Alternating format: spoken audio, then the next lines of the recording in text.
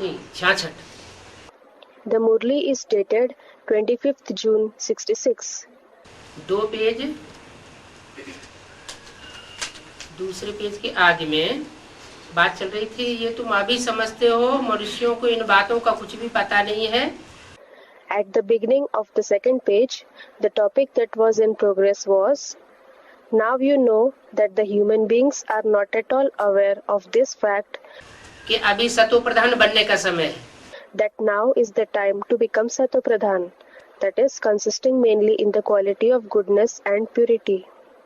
और बाकी सृष्टि चक्र में कोई भी टाइम ऐसा नहीं होता जब मनुष्य तमो प्रधान से सतो प्रधान बन सके।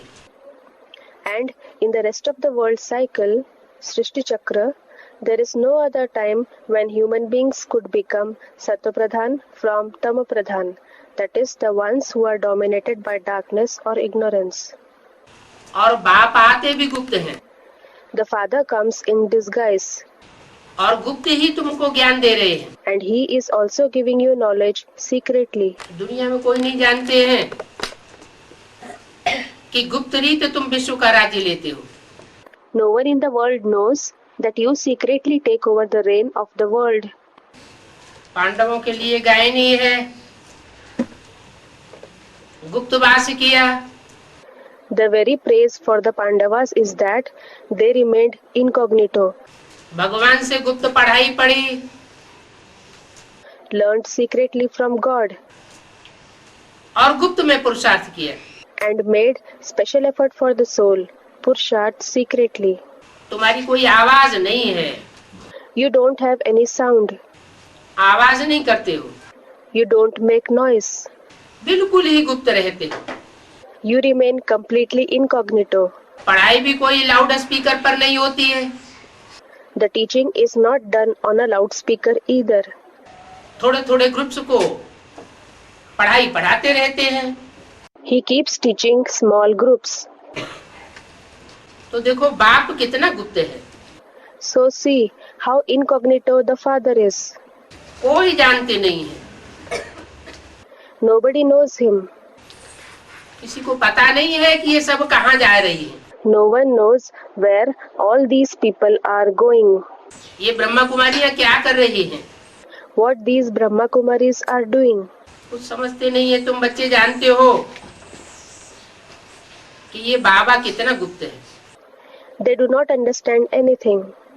You children know how much this Baba is incognito. तुम बच्चों को गुप्त विश्व का मालिक बनाते हैं। He secretly makes you children the masters of the world. न कोई लड़ाई है, न कोई बारूद आदि है। In this effort, there is neither fighting nor use of ammunitions. कोई प्रकार का खर्चा नहीं।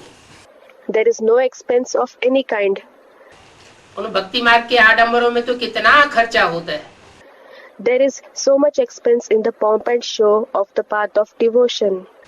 तीर्थ यात्राएं करते रहते हैं, They keep going on pilgrimages. बड़े बड़े कर्म कांड करते रहते हैं, यज्ञ दान पुण्य आदि करते रहते हैं।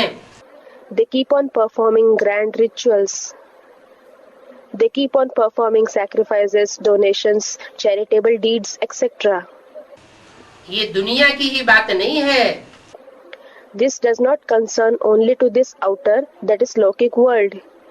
ब्राह्मणों की दुनिया में भी जो भक्ति मार्ग का फाउंडेशन डालने वाले ब्राह्मण हैं, Even in the Brahmin world, those Brahmins who lay the foundation for the path of devotion वो अभी भी कितने बड़े बड़े मेगा प्रोग्राम करते रहते हैं। keep conducting so many mega programs even now. कितने बड़े बड़े मेले मलाखड़े कॉन्फ्रेंस आदि करते रहते हैं।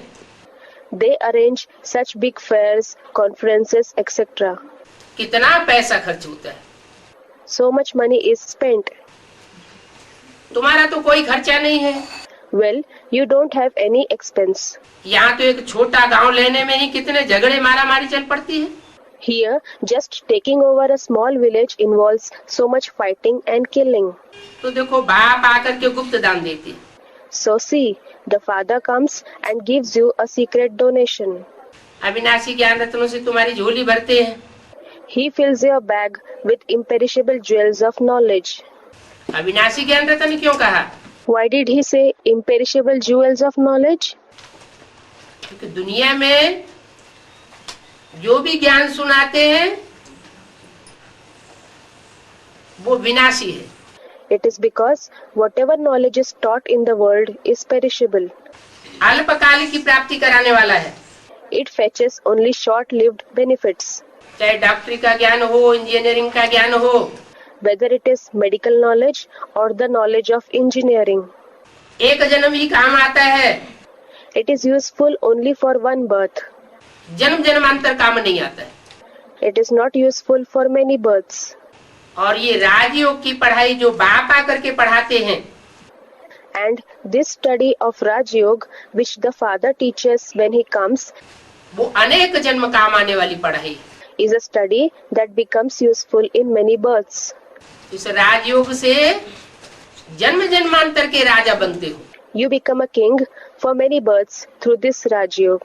हिस्ट्री में देखा जाए If you look into the history, कितने छोटे बड़े राजाएं हुए, महाराजाएं हुए, you will see that there were so many insignificant as well as mighty kings and emperors. इनको राजाई करना किसने सिखाया, कब सिखाया? Who taught them to rule and when did they teach them? ये संगम युग का ही समय है.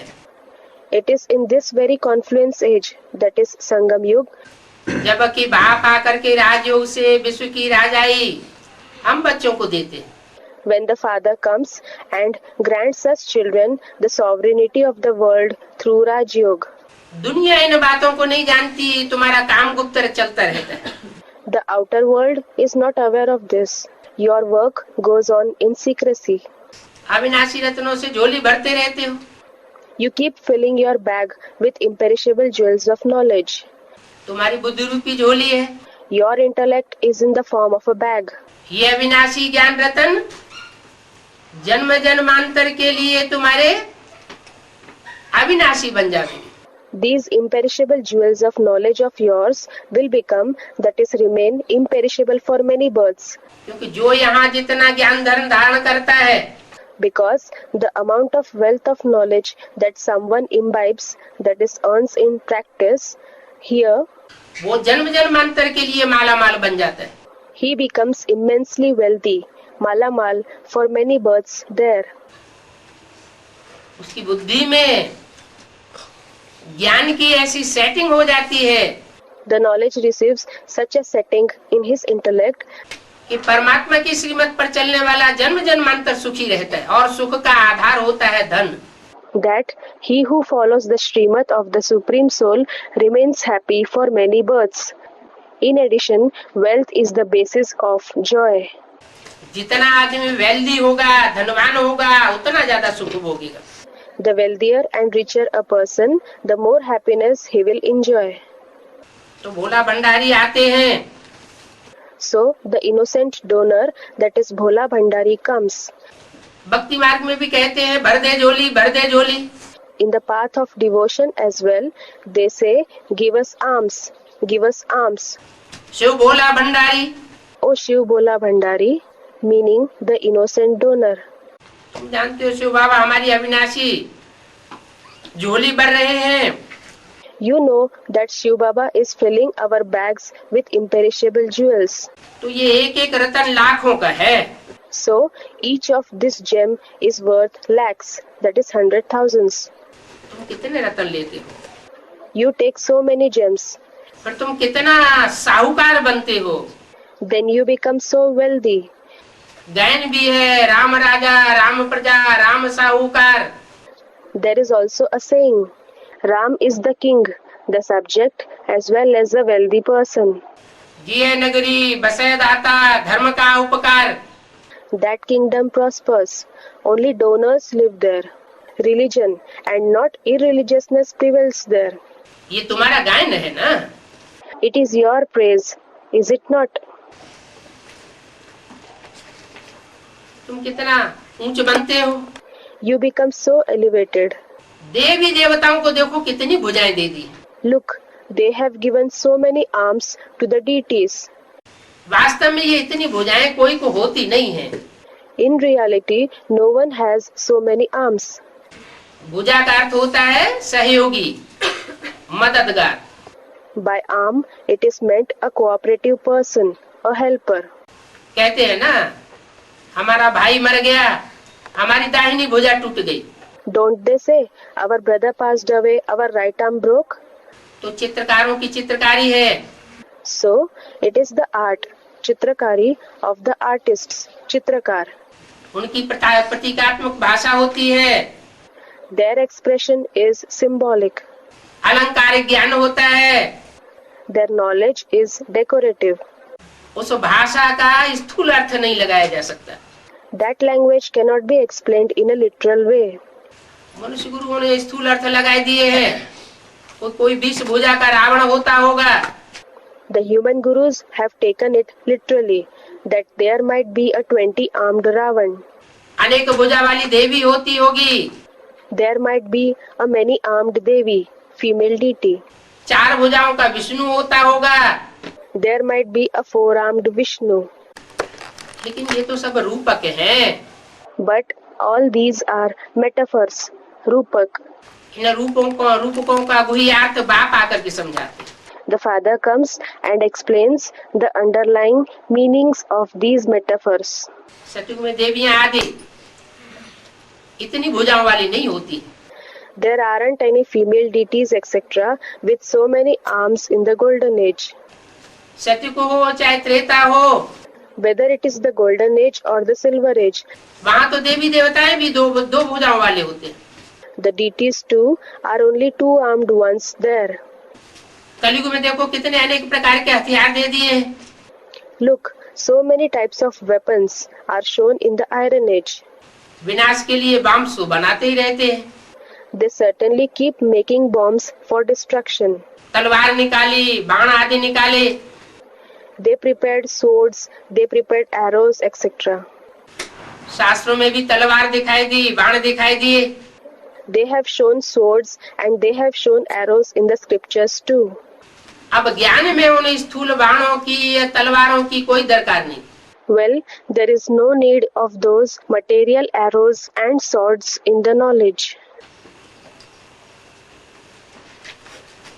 शास्त्रों में कहते भी हैं, ज्ञान को पंथ कृपाण को धारा।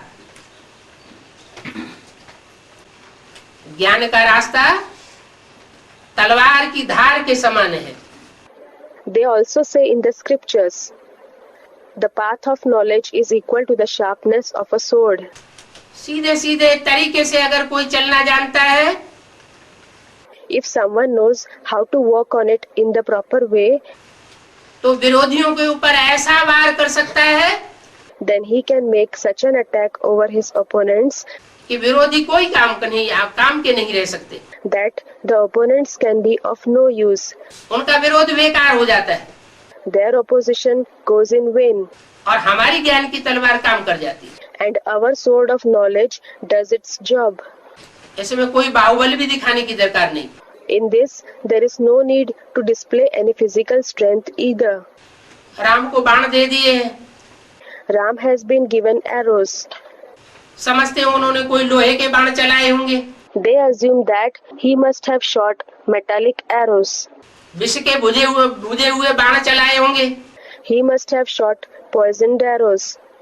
लेकिन राम को तो भगवान दिखाते हैं। But Ram is shown as God. भगवान हिंसा कैसे करेगा? How will God indulge in violence? आज के सामान्य साधु संत महात्माएं वो भी हिंसा करना नहीं सिखाते। Even the ordinary hermits, saints, and great souls of today do not teach to practice violence. तो भगवान को ये हिंसापना कैसे दिखाई दिया? Then, how did they show God to be violent? समझते तो है नहीं। They do not understand at all. बाप आकर इन बातों का अर्थ बताते। The Father comes and explains the meaning of these topics. तुम कहते हो ना, ज्ञान खड्ग है, ज्ञान तलवार है। Don't you say the sword of knowledge? तो उन्होंने स्थूल हथियार समझ लिए। So, they have considered it to be the weapons literally. तुमको तो गुप्त दान मिलता है You receive secret donations. और तुम फिर सबको गुप्त दान देते भी हो। And then you give secret donations to the others as well. तुम्हारा पुरुषार्थ भी गुप्त है। Your special effort for the soul, Purusharth, is also hidden. दान भी गुप्त है। Donations are also hidden. और तुम्हारा भविष्य में प्रत्यक्ष होने वाला मान भी गुप्त है। And your prestige, which becomes apparent in the future, is also hidden. पद भी गुप्त है। Your position is incognito as well. दान मान पद मर्तबा सब कुछ गुप्त है। Donation, honor, position, and dignity are all hidden क्योंकि तुम श्रीमत लेते हो। because you take Shrimat. जो जितना गुप्त कार्य होता है उतना दमदार होता है। As secretly the task is performed, that much powerful it is. ऐसे तो भक्ति मार्ग में भी गुरुओं ने कहा है। In fact, even in the path of devotion, the Gurus have said, जोग जुगुत जप मंत्र प्रभाऊ फले तबे जब करिय दुराऊ। Yog, skill, meditation, chanting, etc. bring results when they are done in secret. जितना जितना हम गुप्त रखेंगे उतना उतना वो ज्यादा प्रभावशाली होता है। It becomes powerful to the extent we keep it secretive. यहाँ तो भगवान की श्रीमत है। Here, it is the Srimat of God. Krishna तो मनुष्य हुआ, Krishna is indeed a human being. Ram भी मनुष्य हुआ। Ram is a human being as well. मनुष्य अच्छे कर्म करता है When a human being does good deeds, तो देवता कहा जाता है। he is called a deity. मनुष्य बुरे कर्म करता है, दुखदायी कर्म करता है, If a human being indulges in bad actions, if he does sorrowful acts, तो राक्षस कहा जाता है। he is called a demon, Rakshas. दुख देने वालों को राक्षस और सुख देने वालों को देवता कहा जाता है। Those who bring sorrow to others are called demons, and those who give joy are called deities. तो मनुष्य को भगवान नहीं कह सकते। Thus, a human being cannot be called God. मनुष्य ऊंचा उठता है तो देवता बन सकता है, नीचे गिरता है तो राक्षस बन सकता है। If a human being becomes elevated, he can become a deity, and if a human being becomes degraded, he can become a demon. लेकिन मनुष्य भगवान नहीं बन सकता। But a human being cannot become God. Brahma को भी देवता कहा जाता है। Brahma is called a deity as well. सूक्ष्म वतनवासी देवता दिखाते हैं ब्रह्मा को। Brahma is shown as a deity residing in the subtle world. इनको भी भगवान नहीं कहा जाता।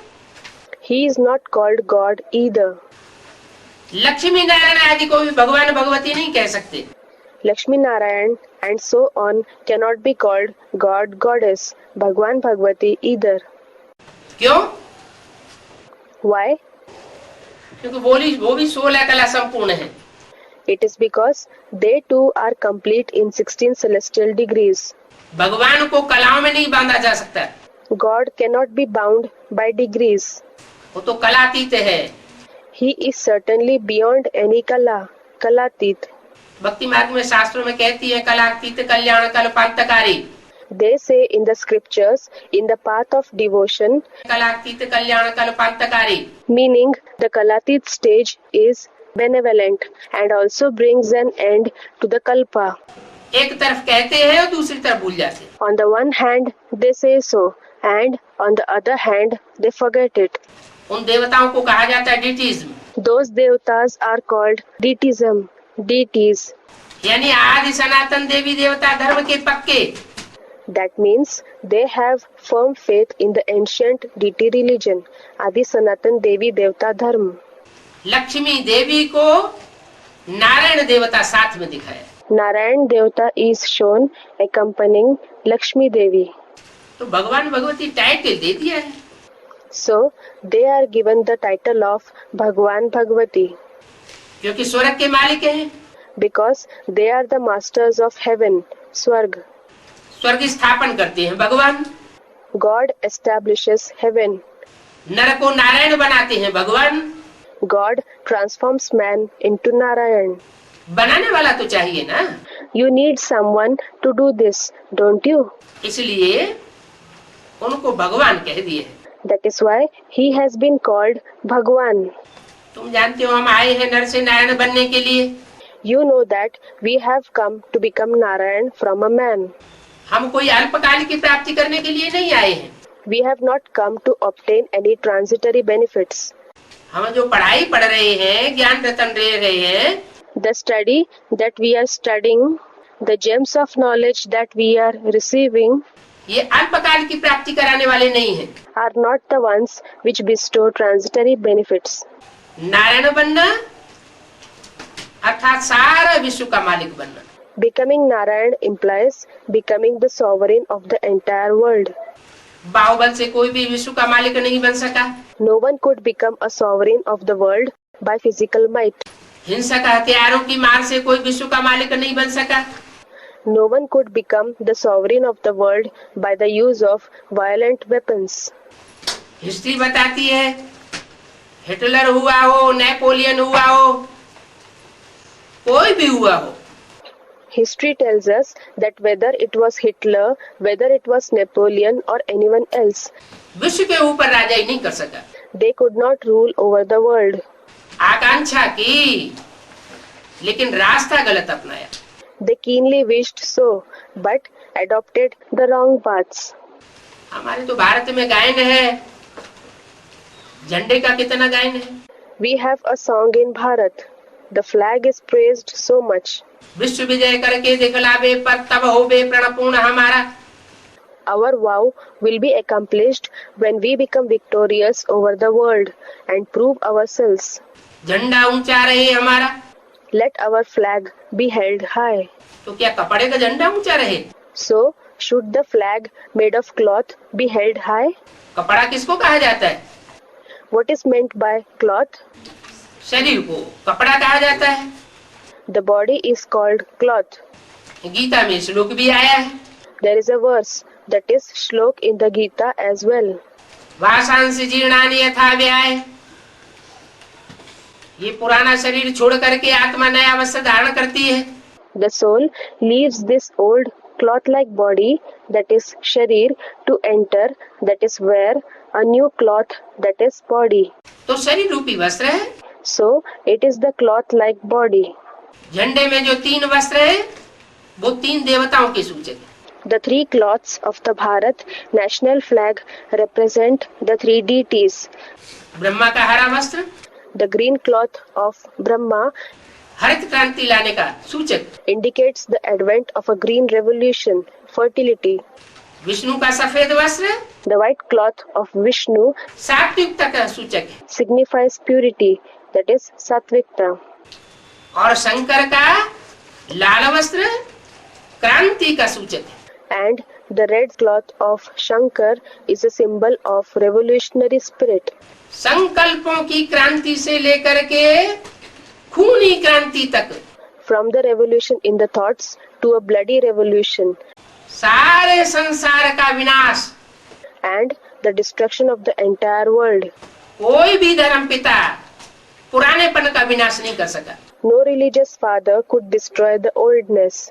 पुरानी दुनिया का, पुरानी परंपराओं का, पुराने ज्ञान का विनाश नहीं कर सका। They could not destroy the old world, the old traditions, the old knowledge. आकर के अपने अपनी धारणाओं की स्थापना कर दी। They arrived and established their own inculcations, that is dharana. जैसे कोई विष भरे घड़े में थोड़ा सा दूध डाल ले, For example, if someone adds a little milk to a pot full of poison, तो विष का विष ही रहेगा। it will just remain poison. जब तक घड़ा पूरा साफ न किया जाए As long as the pot is not completely cleaned, तब तक वो विष अपना कार्य करता रहेगा। the residual poison will continue to act. तो ऐसे ही इस संसार में कोई मनुष्य मात्र ने पूरी सफाई नहीं की। In a similar way, no human being has done total cleansing of this world. पूरी दुर्गुणों की सफाई, पूरे भ्रष्टाचारियों की सफाई, Total cleansing of the wickedness, total cleansing of the corrupt ones. जो गीता में कहा गया है, धर्म संस्थापनार्थाय विनाशाय च दुष्कृतम। As emphasized in the Gita. meaning for the establishment of the righteous religion and the destruction of the wicked ones. दुनिया से पापियों का नाश करने के लिए आता हूँ। I come to destroy the sinful ones from the world. तो वो कार्य जो कोई भी धर्म पिता नहीं कर सकता, कोई भी देवता नहीं कर सकता, This task which no religious father can do, no deity can do, वो एक देवता के द्वारा कराया जाता है, जिसे कहते हैं देवदेव Mahadev. is carried out through one deity, who is called Dev Dev Mahadev, the supreme deity. तिरंगे झंडे में वो लाल रंग का वस्त्र सबसे ऊपर दिखाया गया। In the tricolor flag, the red colored cloth is shown at the top. ये तीन देवताओं के सूचक हैं, तीन कपड़े। The three cloths in the flag are indicators of the three deities. कोई कपड़े का झंडा विश्व विजय नहीं करके दिखलावे। The flag made of cloth will not prove itself by gaining victory over the world. ये चैतन्य वस्त्र हैं, These are the living cloths जो संगठित होकर के इस सृष्टि में परमात्मा की मत पर कार्य करते हैं, who gather in this world to act in accordance with the direction of the Supreme Soul, तो सारे विश्व के ऊपर विजय प्राप्त करते हैं। and then attain victory over the entire world. वो सर्वगुण संपन्न 16 कला संपूर्ण दैवी गुणधारी देवता बन जाते हैं। They become deities who are complete in all virtues, 16 celestial degrees complete, and having divine qualities. 14 कलाएं त्रेता में होती है, In the Silver Age, there are 14 celestial degrees. वहाँ 2 कलाएं कम हो जाती है। There are 2 celestial degrees less there. जैसे संपूर्ण चंद्रमा की रोशनी अच्छी होती है, Just as the light of the full moon is bright, 16 कला संपूर्ण कहा जाता है। it is said to be complete with 16 celestial degrees. फिर कम होते जाती है। Then it goes on decreasing. कम होते होते बाकी एकदम पतली लीक जाकर के बचती है। It goes on decreasing, and at last only a thin crescent remains. जो चंद्रमा की लीक बचती है, The crescent of the moon which remains वो शंकर के माथे पर दिखाई जाती है। is shown on the forehead of Shankar. कहते भी हैं ज्ञान चंद्रमा, ज्ञान सूर्य। They also say the moon of knowledge, the sun of knowledge, ज्ञान सितारे, and the stars of knowledge. वो सितारे हैं आसमान के जड़ सितारे, Those stars are the non-living stars in the sky. और ये आत्मा रूपी सितारे हैं जो धरती के जड़ सितारे। And these are the star-like souls which are the living stars on the earth.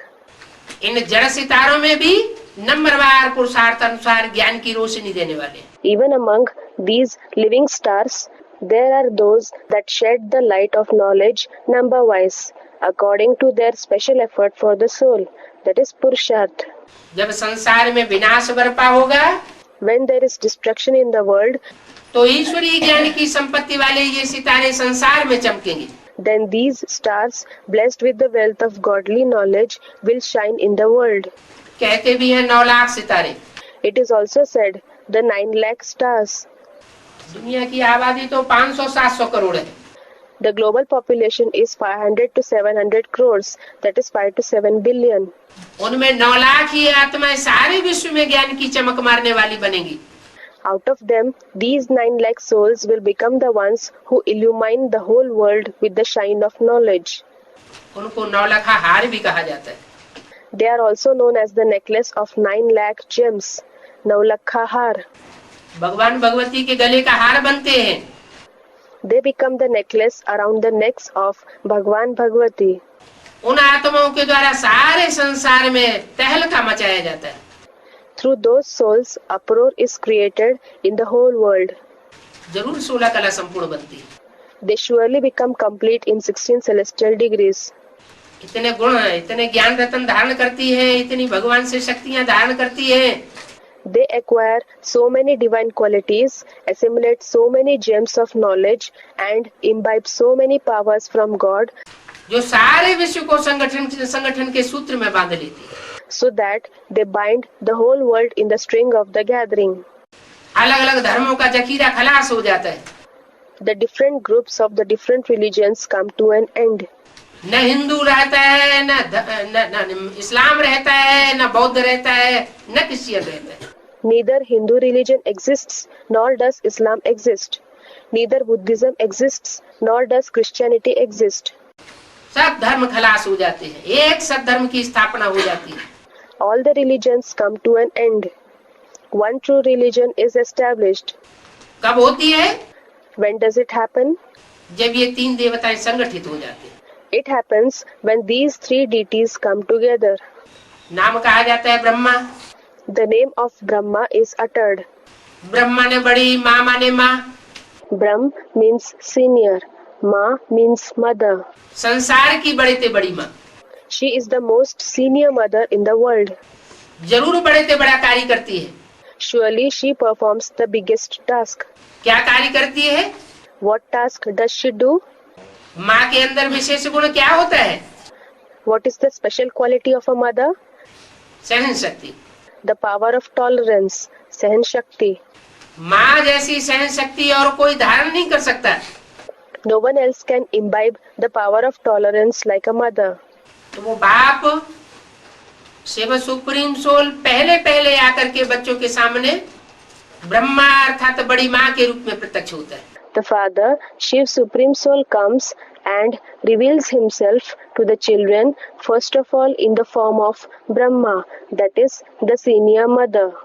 प्यार भरा पार्ट बजाता है, सहानुभूति का पार्ट बजाता है, He plays a loving role. He plays a sympathetic role. ममतामयी का पार्ट बजाता है। He plays the role of attachment, Mamtamayi. ऐसी सहन शक्ति का उदाहरण दुनिया में कोई मनुष्य ने नहीं दिया। No human being in the world has presented himself as an example of such power of tolerance. कोई भी ब्रह्मा कुमार कुमारी से पूछो, पुराना हो नया हो, Ask any Brahma Kumar Kumari, either a senior one or a new one, जिसने ब्रह्मा को देखा हो, who had seen Brahma, तो वो यही कहेगा कि भले हम 10 मिनट के लिए बाबा से मिले, he would invariably say this, even if I met Baba for 10 minutes, लेकिन ब्रह्मा बाबा ने हमको जितना प्यार दिया उतना दुनिया में हमें किसी से अनुभव नहीं हुआ। I had never experienced so much love from anyone else in this world as from Brahma Baba himself. तो ईश्वर का वो माँ का रूप है, That is the maternal form of God, Ishwar, जिसे संसार में कहते हैं त्वमेव माता। for whom they say in this world, Tvameva Mata, you yourself are the mother. वो माँ बन करके आता है। He comes as the mother. शास्त्रों में काम के आधार पर नाम पढ़ते हैं। In the scriptures, names are given according to the task performed. ये ब्रह्मा भी काम के आधार पर नाम पढ़ा है। This name Brahma was also given according to the task performed. Brahma द्वारा ब्राह्मण धर्म की स्थापना हो जाती है। The Brahmin religion is established through Brahma. नंबरवार पुरुषार्थ अनुसार ब्रह्मचर्य का पालन करने वाले ब्राह्मण तैयार हो जाते हैं। Brahmins who observe celibacy, that is Brahmacharya, get ready number-wise according to their special effort for the soul. फिर शंकर द्वारा आसुरी तत्वों का विनाश होता है। Then the devilish traits, Asuri Tattva, are destroyed through Shankar. शास्त्रों में भी 2 प्रकार के ब्राह्मण दिखाए गए हैं। 2 types of Brahmins are shown in the scriptures as well. Ravan Kumbhakarna Meghnath जैसे आसुरी ब्राह्मण भी हैं। Devilish Brahmins like Ravan, Kumbhakarna and Meghnad exist, और गुरु वशिष्ठ और विश्वामित्र जैसे श्रेष्ठ ब्राह्मण भी हैं। as well as elevated Brahmins like Guru Vashishta and Vishwamitra exist. श्रेष्ठ ब्राह्मणों की जनसंख्या उंगलियों पर गिने जाने योग्य होती है। The population of the elevated Brahmins can be counted on fingers. जैसे पांडवों को 5 पांडव कहा जाता है। Just as Pandavas are called the 5 Pandavas, Pandav कहो, पंडा पुत्र कहो, whether you call them Pandav, the children of Panda, Brahma पुत्र कहो, the children of Brahma, ब्राह्मण कहो, बात एक ही। or Brahmin, it is one and the same. वही ब्राह्मण जो ब्रह्मा की मुखवंशावली बनते हैं। Precisely, those Brahmins who become the mouth-born progeny, Mukhavanshavali of Brahma, वो परमात्मा के कार्य को सफल बनाने में बहुत सहयोगी बन जाते हैं। become great helpers, Sahyogi, in fulfilling the task of the Supreme Soul. लेकिन जब भगवान आते हैं However, when God arrives, तो माया भी जबरदस्त अपोजिशन करती है, Maya also gives strong opposition क्योंकि पूर्व जन्मों का, अनेक जन्मों का माया का परछाया उन आत्माओं के ऊपर रहता है। because the souls remain overshadowed by Maya from their many preceding births. तो वो माया पुरुषार्थ करने वाले बच्चों से अपना हिसाब किताब लेने के लिए बीच बीच में आती रहती। So, Maya keeps confronting the children again and again who are making special effort for the soul in order to settle accounts with them.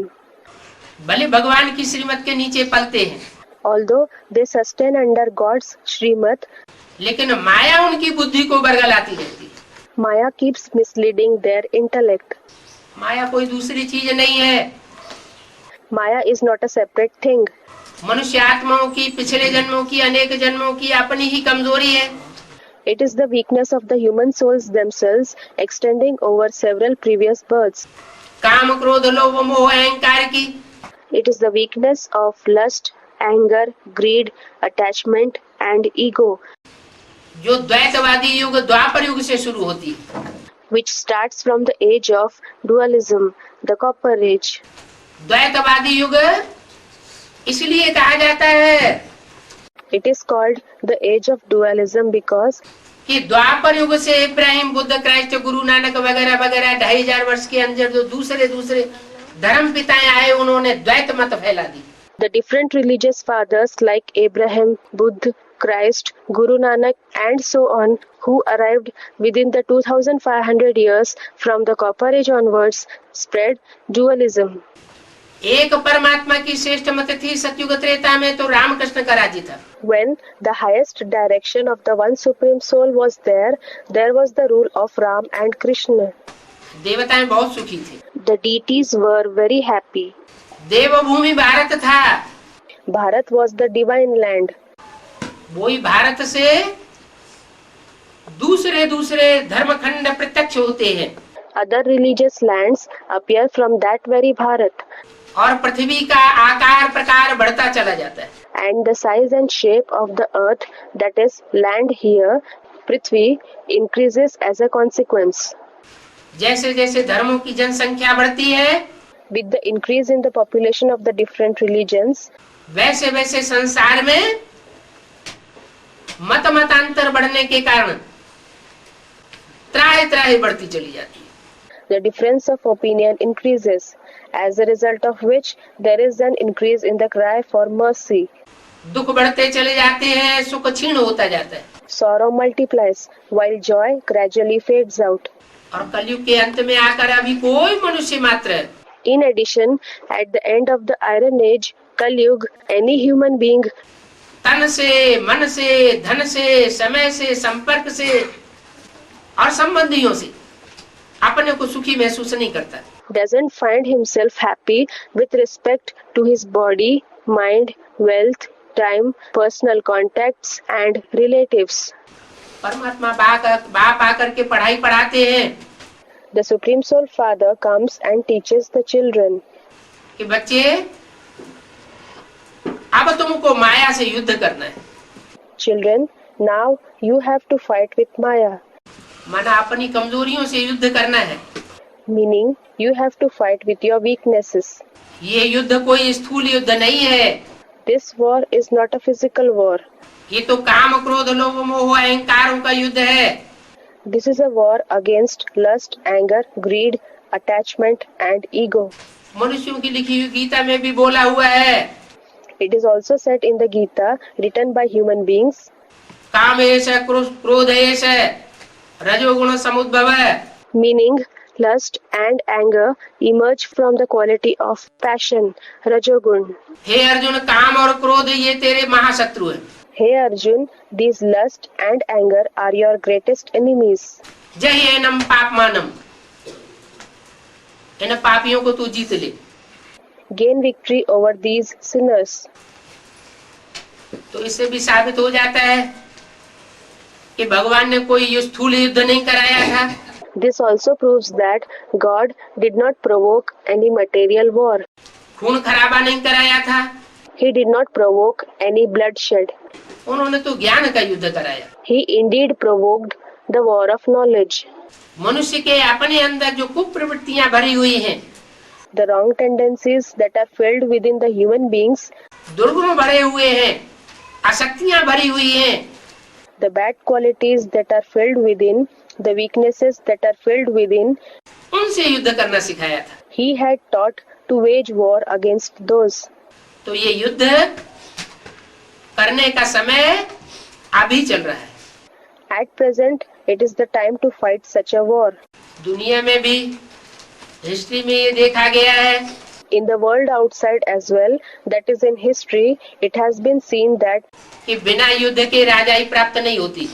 sovereignty is not achieved without waging a war. बड़े बड़े राजाएं हुए हैं, युद्ध में प्रवीण थे। There were great kings. They were skilled in war. वो तो स्थूल युद्ध करते थे, They used to fight physical wars. इसलिए उनकी असीम राजाई नहीं बन पाई। That is why they could not acquire unlimited sovereignty. अभी परमात्मा बाप आकर के हमको असीम राजाई देते हैं। Now the Supreme Soul Father comes and grants us unlimited sovereignty. सारे विश्व के ऊपर कंट्रोलिंग पावर देते हैं। He gives us controlling power over the entire world. तो ये राजाई प्राप्त करने के लिए ये ज्ञान का युद्ध जरूरी है। So, waging this war of knowledge is necessary to obtain this sovereignty. ज्ञान के आधार पर On the basis of the knowledge, आत्मा में ऐसी मन बुद्धि की सेटिंग हो जानी चाहिए such an ideal setting of the mind and intellect should be created in the soul कि कोई भी परिस्थिति हो, कैसे भी व्यक्ति हो, उनका अगर हम सामना करें तो हम हरासमेंट में ना आए। that we should not feel harassed when we confront any kind of situation or any type of individual. वो हमें दुख देने की कोशिश करें, They may try to inflict sorrow upon us. हमको नष्ट करने की कोशिश करें, They may try to destroy us. फिर भी हम अपने मन के अंदर ऐसा भाव पैदा करके रखें Even so, we should create such a feeling in our mind कि ये हमारा कुछ भी नहीं बिगाड़ सकते। that they cannot do any harm to us. माना मनोबल पैदा करना ये ईश्वरीय ज्ञान का काम है। That means developing the strength of the mind is the work of godly knowledge. जिसे कहते हैं will power. This is called willpower. ये विल पावर हमको विल करने के लिए परमात्मा बाप आया हुआ है। The Supreme Soul has arrived to make a will of this willpower to us. लेकिन पुरुषार्थ करते करते आत्मा माया से हार जाती है। But while making special effort for the soul is defeated by Maya. जब हार जाती है When it faces defeat, तो पूरा ज्ञान जिस रीति से ग्रहण करना चाहिए वो नहीं ग्रहण कर पाती। it is not able to grasp the entire knowledge in the way it has to be done. ज्ञान के भी दो स्तर हैं, ईश्वरीय ज्ञान के। There are two levels of the knowledge, the godly knowledge too. जैसे लौकिक दुनिया में एक बेसिक नॉलेज कही जाती है, Just as in the outside world, one is known as the basic knowledge और एक हायर ज्ञान कहा जाता है। and the other is known as the higher knowledge. BA में वही पढ़ाई जाती है। In BA, that is Bachelor of Arts, and MA, that is Master of Arts, the same lessons are taught. तो सूरदास, तुलसीदास, रहीमदास के दोहे कवित्व पढ़ाए जाते हैं।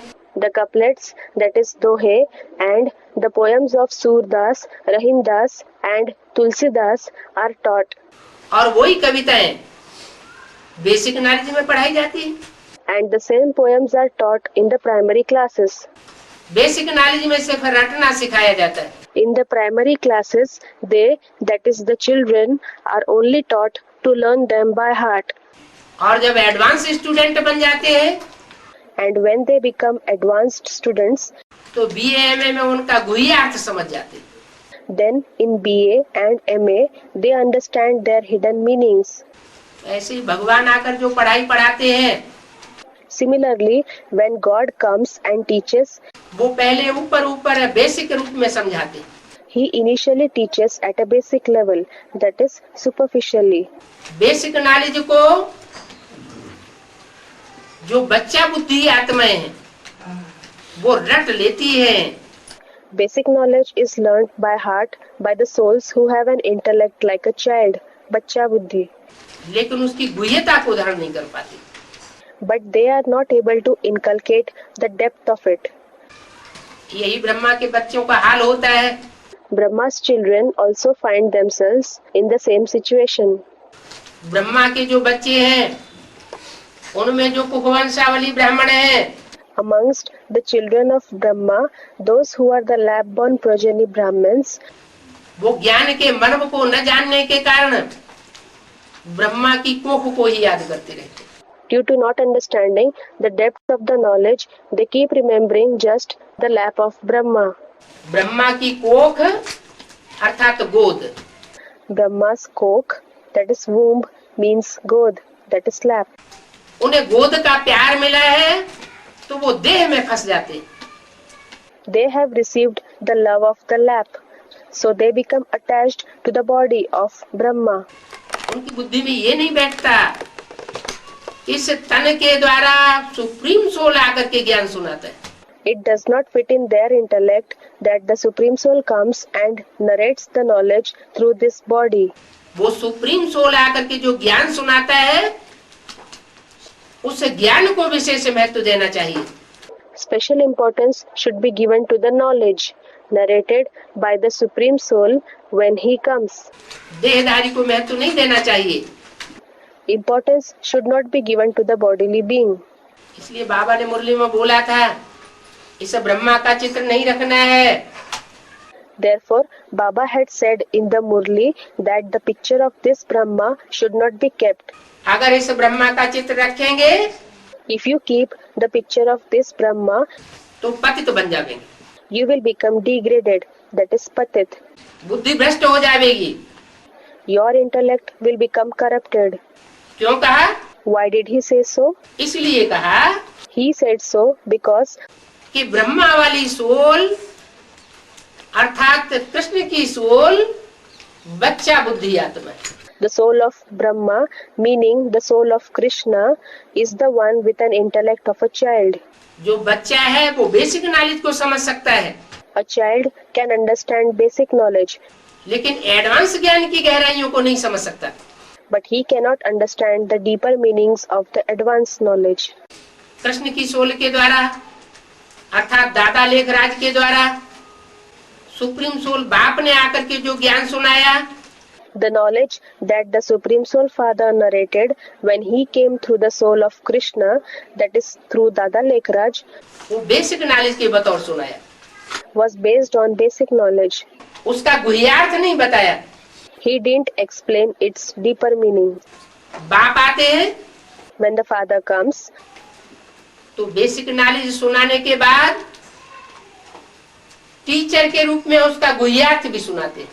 after delivering the basic knowledge, he also explains its hidden meaning in the form of a teacher.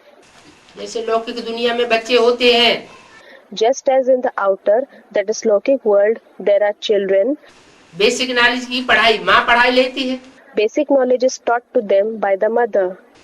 घर में बैठ के भी माँ पढ़ाई लेती है, The mother teaches it even while sitting at home. लेकिन हायर सेकेंडरी स्कूल की या बीए एमए की पढ़ाई पढ़ाने के लिए माँ सक्षम नहीं होती। But the mother is not competent enough to teach the studies involving higher secondary school or BA, MA. तो परमात्मा बाप टीचर बनकर के भी आता है। Therefore, the Supreme Soul Father comes also as a teacher. वो बाप भी है, He is the Father as well. वो स्वयं एक ही रूप में टीचर भी है Through the same form, he is himself a teacher और एक ही रूप में सदगुरु भी बन के आता है।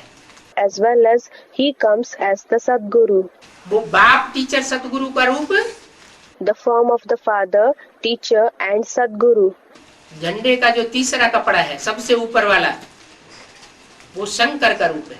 The third cloth of the flag, the topmost cloth, is the form of Shankar. उस रूप में वो टीचर भी बनता है, सदगुरु भी बनता है, He becomes the teacher as well as the Sadguru in that form. और बाप बन करके सारे विश्व को वर्षा देने के निमित्त भी बनता है. And he also becomes the instrument in granting inheritance to the entire world as a father. तो शंकर के मस्तक पर जो लीक के रूप में चंद्रमा दिखाया जाता है, The moon that is shown as a crescent on the forehead of Shankar वो चंद्रमा ज्ञान चंद्रमा ब्रह्मा की यादगार है. is a memorial of the moon of knowledge, Brahma. वो ज्ञान चंद्रमा Brahma That moon of knowledge, Gyan Chandrama, Brahma, माया से युद्ध करते करते क्षीण अवस्था में पहुंच जाता है.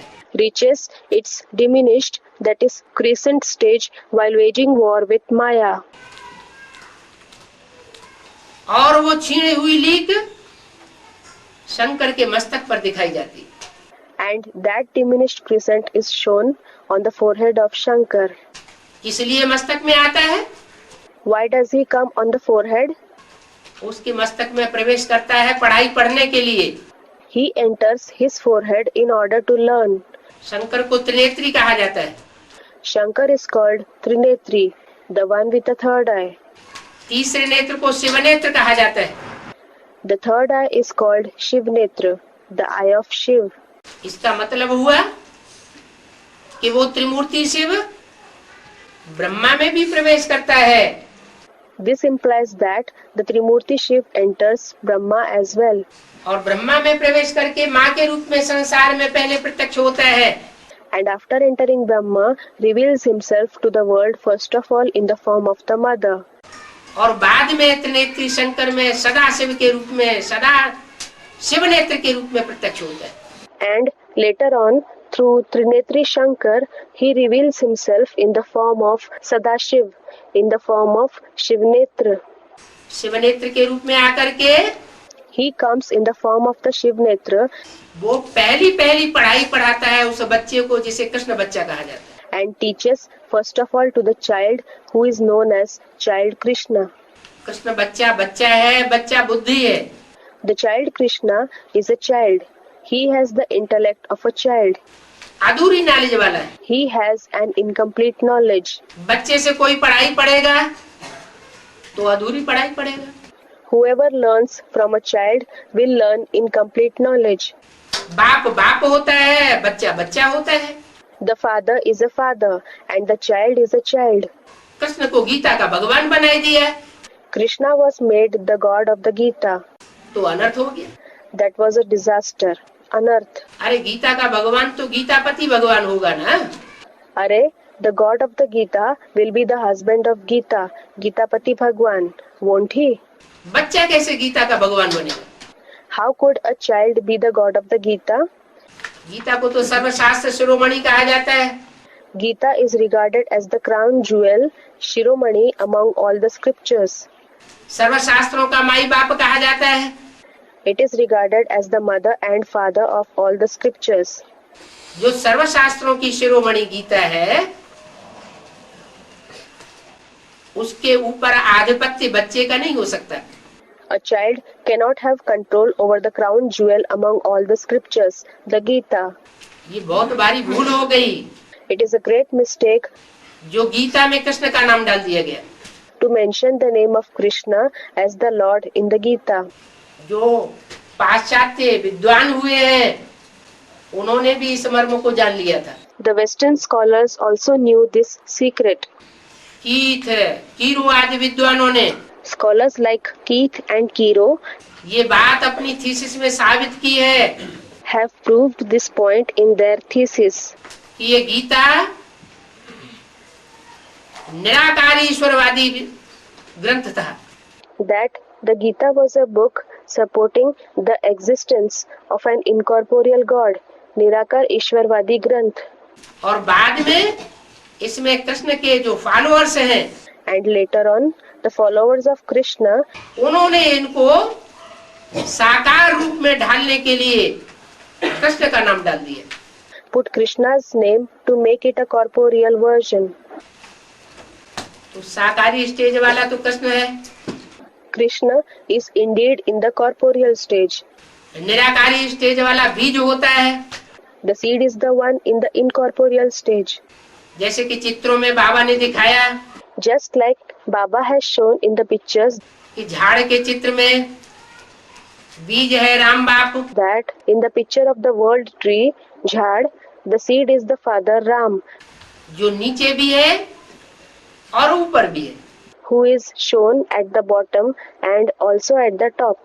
जब आत्माएं बीज रूपी स्टेज धारण करेंगी विनाश के पीरियड में, When the souls assume the seed form stage during the period of destruction, तो सारी बीज रूप आत्माएं उस बीज रूप बाप के साथ परम धाम वापस जाएंगी। then all the seed form souls will return to the supreme abode, Paramdham, with the seed form father. तो झाड़ के चित्र में वो भी दिखाया हुआ है ऊपर। This has also been shown at the top in the picture of the world tree. वो बीज बाप है He is the seed, the father. और षष्ठ रूपी रंगमंच पर उस बीज बाप से पहला बच्चा जो पैदा होता है वो कृष्ण बच्चा है। And the first child born through that seed form father on this stage-like world is the child Krishna, जो 16 कला संपूर्ण बनता है, who becomes complete in 16 celestial degrees. सर्वगुण संपन्न बनता है 16, He becomes completely virtuous. 16 कलाओं से संपन्न 1 सेकंड में बनता है। He becomes complete in 16 celestial degrees in 1 second. इसकी पढ़ाई पूरी होने की बात है। But it is a question of completion of his study. जैसे कि पूरी जब घी में डाली जाती है Just as when the puri, a small round cake of unleavened wheat flour, deep fried in ghee or oil, is put into ghee, तो जब तक कच्ची है तब तक नीचे रहती है, it remains at the bottom as long as it is uncooked. पक जाती है उसका निश्चित टाइम है, But when it is cooked, there is a fixed time for that. उस टाइम में In that time, वो अग्नि को प्राप्त करती है it acquires the heat of the fire और अग्नि की तपत से ऊपर आ जाती है। and it rises up due to the heat of the fire. ऐसे ही आत्मा को संपन्न बनने में निश्चित टाइम लगता है। Similarly, a soul needs a fixed time to become accomplished. तीव्र पुरुषार्थ की तपत चाहिए, The fervor of intense purusharth is needed. वो तीव्र पुरुषार्थ है अव्यभिचारी याद, That intense purusharth is unadulterated remembrance और एक की याद, and the remembrance of the one.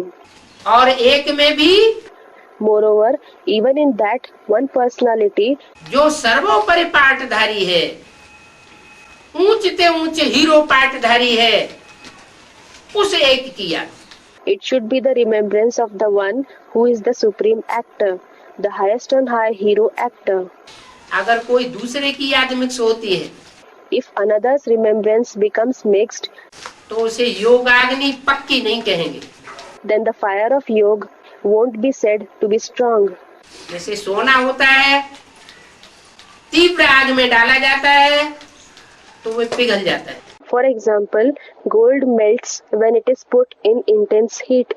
ऐसे ही Similarly, ये विकारों की खाद जो आत्मा में पड़ी हुई है, the contamination, that is khad, of the vices that has embedded in the soul, ये विकारों की खाद निकालने के लिए in order to remove this contamination of vices, आत्मा को अव्यभिचारी ऊंचे ते ऊंचे भगवान की याद में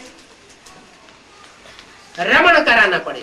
the soul will have to be engrossed in unadulterated remembrance of the highest on high God. ये प्रैक्टिस जब तक हमारी पक्की नहीं होगी, Until this practice of ours becomes perfect, तब तक आत्मा में से वो अनेक जन्मों की खाद कहो, the contamination of several births in the soul, पाप कर्म कहो, वो भस्म नहीं होंगे। or call it the sinful deeds, they will not burn to ashes. अभी प्रैक्टिस जारी है। Now this practice is going on. Krishna की आत्मा और फिर ब्रह्मा की soul, The soul of Krishna, alias the soul of Brahma, वो भी शंकर के मस्तक में प्रवेश करके पढ़ाई पढ़ रही है। is also studying by entering the forehead of Shankar. चंद्रमा के रूप में लीक जाकर के रही। It remains as a crescent of moon. ये शूटिंग का पीरियड चल रहा है, The shooting period is going on. Rehearsal का टाइम चल रहा है। The time of rehearsal of world drama is in progress. 4 युगों का ड्रामा है। It is a drama of 4 ages. सतयुग, त्रेता, द्वापर, कलयुग। The golden age, the silver age, the copper age and the iron age. 4 युगों का drama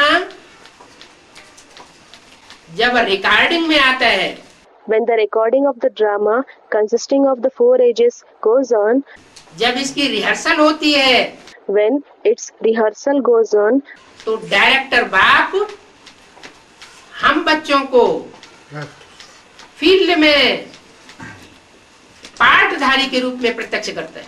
the director father reveals us children as actors in the field. नंबरवार पाठधारी प्रत्यक्ष होते हैं। The number-wise actors are revealed. पुरुष माने आत्मा, आत्माओं में जो उत्तम उत्तम पाठधारी है वो संसार में प्रत्यक्ष होते हैं। Purush means soul. The best actors among the souls are revealed in the world. इसलिए इस युग का नाम रखा है पुरुषोत्तम कल्याणकारी संगम युग। That is why this age is called the elevated, benevolent confluence age. पुरुषोत्तम कल्याणकारी संगम युग। पुरुषों में उत्तम ते उत्तम पाठधारी कौन कौन है? Who are the best actors among the souls? उनकी यादगार है माला। The rosary, that is mala, is their reminder. अनेक प्रकार की मालाएं हैं। There are many kinds of rosaries. हर धर्म में मालाओं का स्मरण किया जाता है। The mala is chanted in every religion. Hindu हो, मुसलमान हो, सिख हो, ईसाई हो, Whether they are Hindus, Muslims, Sikhs, Christians, बौद्धि हो, यहूदी हो, the Buddhists or the Jews, हर धर्म के लोग नास्तिक धर्म वालों को छोड़कर people of every religion chant the rosary except the atheists, Nastik, क्योंकि वो तो माला में पद प्राप्त करते ही नहीं, because they do not find a position in the mala at all. भगवान को मानते ही नहीं, They do not believe in God at all. आत्मा परमात्मा को मानते ही नहीं, स्वर्ग नरक को मानते ही नहीं, They do not believe in the soul and the supreme soul. They do not believe in heaven, that is Swarg, or hell, that is Narak at all. तो माला में कैसे आवेंगे? So, how will they come in the rosary? बाकी हर धर्म के लोग माला का स्मरण करते हैं। The people of all the other religions count the beads of the rosary. स्मरण करते हैं माला के मणकों को। They count the beads of the rosary. क्या राज है? What is the secret behind this? कि भगवान बाप जब आते हैं When God the Father comes, तो माला के पद संसार में डिक्लेयर कराते हैं। He enables the position of the beads in the mala to be declared to the world. वो मणके संसार में प्रत्यक्ष होते हैं। Those beads are revealed in the world. नंबरवार मणके अभी प्रत्यक्ष हो रहे हैं, The number-wise beads are being revealed now. लेकिन हमारा ज्ञान है गुप्त। But our knowledge is secret. गुप्त ज्ञान को लेने वाले वो बच्चे Those children who learn this secret knowledge, जो गुप्त पाठधारी हैं, गुप्त पुरुषार्थी हैं, who are secret actors, who are the makers of Purusharth secretly, उनको संसार नहीं पहचानता है। they are not recognized in the world. पहले ब्राह्मण बच्चे पहचानते हैं। They are recognized first by the Brahmin children. ब्राह्मण बच्चों में भी जो श्रेष्ठ पाठधारी है वो पहले पहचानते हैं। Even amongst the Brahmin children, those playing the best roles recognize them first. 33 crore देवताओं में 3 देवताएं सर्वोपरि। Among the 330 million, that is 33 crore deities, 3 deities are the highest: Brahma, Vishnu और Shankar. Brahma, Vishnu and Shankar. ये 3 मूर्तियां पहले प्रत्यक्ष होती, These 3 personalities are revealed first. जिनके लिए बोला जाता है झंडा ऊंचा रहे हमारा। For them it is said, let our flag remain high. माने इन 3 मूर्तियों को संसार में बुलंद करना है। It implies that these 3 personalities have to be raised in the world. कपड़े के झंडे को बुलंद करने की बात नहीं। This is not about raising the flag made of cloth. वो तो अपने अपने घर में चाहे जितने झंडे फहरा दो, You may hoist as many of those flags as you want at your own houses. 3 शरीर रूपी वस्त्रों को जो संसार में विश्व विजय प्राप्त करते हैं उनको संसार में प्रत्यक्ष करना, ये झंडा बुलंद करना। To reveal to the world the 3 cloth-like bodies of the 3 deities who triumph over the world, this is raising the flag. बुलंद कौन करेंगे? Who will raise it high? जो पहचानेंगे सो बुलंद करेंगे। Those who recognize them will raise it high. पहचानेंगे ही नहीं तो बुलंदी कहाँ से होगी? If they do not recognize them at all, then how will it be raised high? पहचान को ही ज्ञान कहा जाता है। The recognition itself is called knowledge. ज्ञान माने जानना। Gyan means to know. उन्होंने तो अपना नाम रख दिया जनता party. They have named themselves as Janta Party, a political party in India, जानने वाली party. meaning the party which knows. वास्तव में जनता पार्टी तुम हो। In reality, you are the Janta Party. तुम सारी गहराइयों को जानते हो। You know its whole depth. माला के कौन कौन पद कब कब कहाँ कहाँ कैसे प्रत्यक्ष होते हैं, When, where, and how, which posts of the rosary are revealed. वो तुम्हारी बुद्धि में पहले आता है It comes to your intellect first. और कोई की बुद्धि में नहीं आवेगा। It will not come in the intellect of anyone else. तुम्हारा अपना पार्ट भी जन्म जन्मांतर का पहले प्रत्यक्ष होता है। The part of your many births too is revealed first. इसलिए बाप कहते हैं कि तुम हो श्रूड बुद्धि पाठधारी। Hence, the father says you are an actor with a shrewd, that is clever intellect. कोई पाठधारी हो ड्रामा में If there is an actor in the drama और अपने पार्ट को भूल जाए, न जानता हो, and he forgets his own part, if he does not know it, तो वो पाठधारी कैसा? then what kind of an actor is he? एक पाठधारी कई कई पार्ट रोल अदा करता है। An actor performs many roles. हमारी आत्मा भी पाठधारी है। Our soul is an actor as well. 84 जन्म का पार्ट बजाती है। It plays the roles of 84 births. 84 जन्म का जो पार्ट बजाती है, उन 84 जन्मों में कौन कौन से सुख के जन्म है जिन्हें स्वर्गीय जन्म कहा जाता है। In the role of the 84 births that it plays, which are the births with happiness that are called heavenly births, और कितने नारकीय जन्म है जो द्वैतवादी युगों में पैदा होते हैं। and how many births are there in hell when birth takes place in the ages of dualism, द्वापर और कलयुग में, that is in the copper and iron ages, क्योंकि ये नाटक है दुख और सुख का। because this is a drama of sorrow and joy. Ramakrishna के राज्य में सतयुग त्रेता में सुख है, In the kingdom of Ram Krishna, in the golden and silver ages, there is happiness, और दैत्यों के राज्य में दुख है। and there is sorrow in the kingdom of demons. ये द्वैतवादी राज्य होता है। This is the kingdom of dualism. तो ये शूटिंग अभी चल रही है। So now the shooting is going on. परमात्मा बाप डायरेक्टर आया हुआ है। The director, the Supreme Soul Father, has arrived. अनेक जन्मों की रिहर्सल करा रहा है।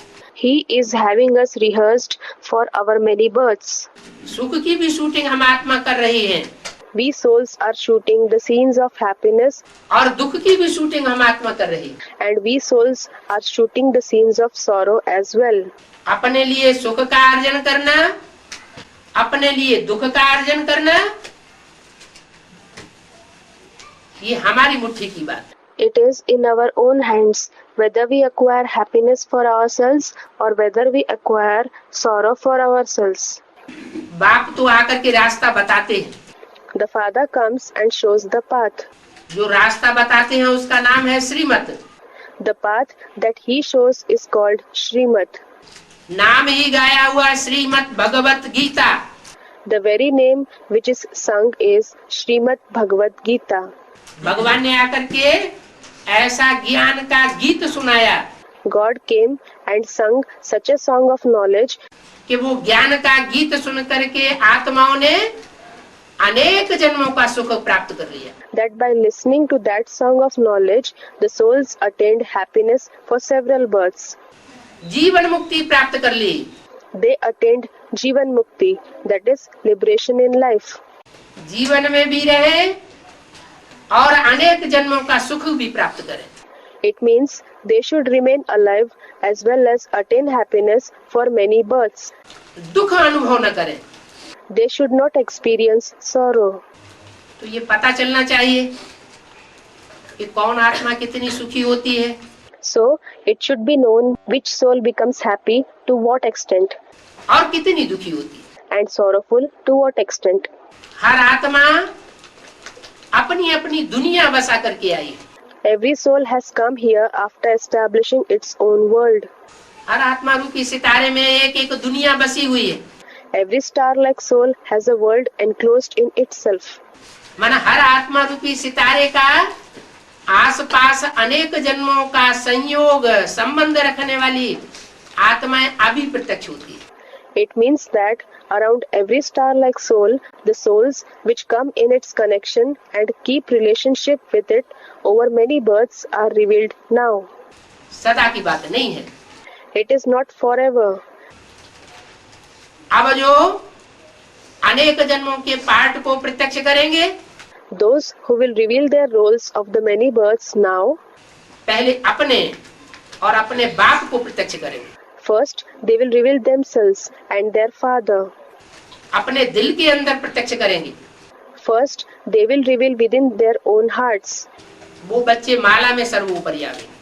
Those children will be the topmost in the mala. ऊंच से ऊंच माला दिखाई जाती है शंकर के मस्तक पर। The highest on high rosary is shown on top of the head of Shankar. 8 मणकों की माला, अष्टदेव की माला। It is a garland of 8 beads. It is a garland of the 8 deities, Ashtadev. फिर गले की माला है विजय माला। Then the garland around his neck is the Vijayamala, the rosary of victory. 108 मणकों की माला, The rosary of 108 beads. First class बच्चों की माला। It is a garland of the first class children. उसके बाद भुजाओं में माला लपेटी हुई दिखाते हैं। Then garlands are shown wrapped around his arms. Brahma की 1000 भुजाएं बहुत प्रसिद्ध है। Brahma's 1000 hands are very famous. भुजाओं के रूप में जिन्होंने मददगार बन करके पार्ट बजाया है। Those who played the role of helpers in the form of arms, तन से मददगार बने। they became helpers with the body. धन से मददगार बने। They became helpers with wealth. ऐसी मददगार बनने वाली आत्माओं की निशानी The reminder of those who become helpers in this way is that वो सन्यासी लोग अपने ऊपर टाइटल धारण करते हैं। the sannyasis give themselves titles. Shri Shri 108, Shri Shri 1008 Swami Sachchidanand ji Maharaj. Shri Shri 108, Shri Shri 1008, Swami Sachidanand Ji Maharaj. अब वो टाइटल तो परमात्मा का है। Well, these titles belong only to the Supreme Soul. परमात्मा बाप जब इस सृष्टि पर आते हैं When the Supreme Soul Father arrives on this world, तो 1000 भुजाएं होती हैं, उनको 1000 आंखें होती हैं, 1000 कान होते हैं। He has 1000 hands, 1000 eyes, and 1000 ears. माने हजारों बच्चे उनके सहयोगी बनते हैं। It implies that thousands of children become his helpers, Sahyogi. कोई आंख के रूप में सहयोगी बनते हैं Some become helpers in the form of eyes, क्योंकि वो निराकार को अपनी आंखें नहीं है। because that incorporeal one, that is Nirakar, does not have his own eyes. कोई कान के रूप में सहयोगी बनते हैं Some become helpers in the form of ears, क्योंकि उसको अपने कान नहीं। because he has no ears of his own. कोई मुख के रूप में सहयोगी बनते हैं Some become helpers in the form of mouths, ज्ञान सुनने सुनाने के लिए, क्योंकि उसको अपना मुख नहीं। to help him listen and narrate knowledge, as he has no mouth of his own. शास्त्रों में कहते भी है, बिनु पग चले सुने बिनु काना, कर बिनु कर्म करे विधि नाना। They also say in the scriptures that बिनु पग चले सुने बिनु काना, कर बिनु कर्म करे विधि नाना। which means that the incorporeal one walks without legs, hears without ears, and does various actions without the hands. तो वो निराकार supreme soul Therefore, the incorporeal Supreme Soul उन हजार सहयोगी बच्चों के द्वारा अपना कार्य करता है और कराता है। carries out his task and has his task carried out through those 1,000 helper children. फिर है 16,108। Then there is the 16,108 इन्हें शास्त्रों में भगवान की गोपियां कहा गया है, who are known as the gopis, that is herd girls of God in the scriptures. जैसे विराट पुरुष का रूप दिखाते हैं, Just as the form of the Virat Purush, the universal form is shown. तो पुरुष का जो शरीर होता है उस शरीर में भी 16,000 नसें नाड़ियां बताई जाती। The body of a Purush, that is male, is also said to have 16,000 arteries and veins. आधी नसें नाड़ियां हैं खराब खून बहाने वाली, Through half of them, bad blood flows, काला खून बहाने वाली। impure blood flows. आधी नसें नाड़ियां हैं शुद्ध खून बहाने वाली, while pure blood flows in the other half. वो तो स्थूल शरीर की बात हो गई। However, this is about the physical body. यहाँ है आत्मा की बात। Here it is about the soul. आत्मा में संकल्पों का खून बहता है। The blood of thoughts flows in the soul. शुद्ध खून की भी नसें नाड़ियां हैं और अशुद्ध खून की भी नसें नाड़ियां हैं। There are blood vessels for pure blood, as well as there are vessels for impure blood of thoughts. Virat पुरुष के जो बच्चे सहयोगी बनते हैं, The children who become the helpers of Virat Purush, नंबरवार बच्चे बनते हैं, they become the children number wise. राजाई पद प्राप्त करने वाले बनते हैं। They become the ones who take the posts of rulers. उन बच्चों में भी 8,000 ऐसे बच्चे हैं जो राइटियस पार्ट बजाते हैं। Even amongst those children, there are 8,000 such children who play righteous, that is, rightist roles, और 8,000 बच्चे ऐसे हैं जो लेफ्टिस्ट पार्ट भी बजाते हैं। as well as 8,000 such children who play leftist roles. कुछ राइटियस कुछ leftist. Some of them are rightist and some are leftists. तो जो राइटियस पार्ट बजाते हैं Those who play the rightist roles वो भगवान की श्रीमत के अनुसार चलने वाली आत्माएं, are the souls who live according to the Srimad of God. कदम कदम पर भगवान की श्रीमत पर चलती है, On every step, they follow the Srimad of God. इसलिए उनके संकल्प शुद्ध होते हैं। That is why their thoughts are pure. अशुद्ध संकल्पों का खून नहीं बहता। The blood of impure thoughts does not flow through them. अशुद्ध संकल्पों से अपने को बचाती है, They protect themselves from impure thoughts, अपने संगी साथियों को भी बचाती है। and they protect their companions too.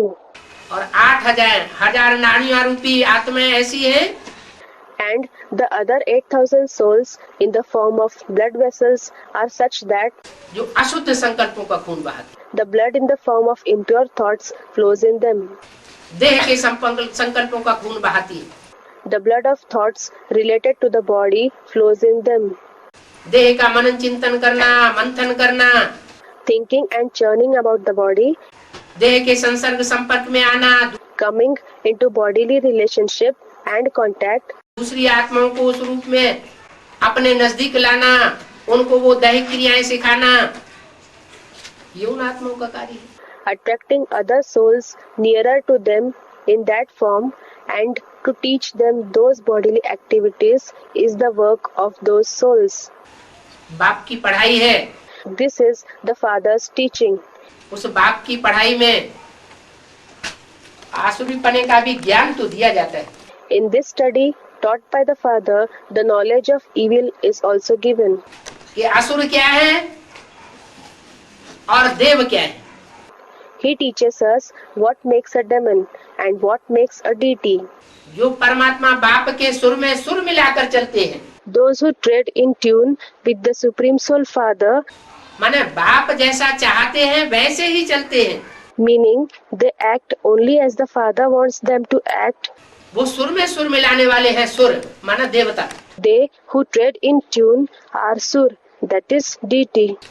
और जो परमात्मा बाप की श्रीमत के विपरीत चलते हैं, And those who act opposite to the Srimad of the Supreme Soul Father, बाप कहता है बच्चे देह और देह के संबंधों से परे जाना है। the Father says, children, you have to go beyond the body and the bodily relationships. तो बजाय देह और देह के संबंधों से परे जाने के देह का ही चिंतन करते हैं। But instead of going beyond the body and the bodily relationships, they think only about the body. देह से ही अटैचमेंट करते हैं। They develop attachment in the body alone. दैहिक दुनिया में खुद भी रमण करते हैं और संगी साथियों को भी दैहिक दुनिया में रमण कराते हैं। They themselves wander in the bodily world and also make their friends and companions wander in it. आकर्षित करते हैं। They attract them. ऐसे फिर वो असुर बनते हैं। Then such ones become a demon, asur. अभी मालाओं में लेफ्टिस्ट मण के और राइटिस्ट मण के, Now in the rosaries, the leftist beads and the rightist beads, सुर और असुर, ये चेहरे तैयार हो रहे हैं। the deities and the demons, these faces are becoming ready. Virat पुरुष का पूरा रूप तैयार हो रहा है। The full form of Virat Purush is becoming ready. वरना शास्त्रों में जो विराट रूप दिखाया गया है, ऐसा कोई भगवान का रूप होता नहीं है। Otherwise, God never assumes such a gigantic form, Virat Roop, as shown, that is described in the scriptures. जिसको हजारों हजार भुजाएं हों, The one who possesses thousands of arms, सैकड़ों सिर हों, hundreds of heads, देवताओं के भी सिर हों तो राक्षसों के भी सिर हों, heads of deities, heads of demons, तो जानवरों के भी सिर हों, as well as heads of animals. ये तो रूपक बनाया। This is just metaphorical. ये रूपक का भाव बाप आकर के समझाते। The Father comes and explains the meaning of this metaphor. अभी समझ लिया तो जन्म जन्मांतर समझदार बन करके रहेंगे।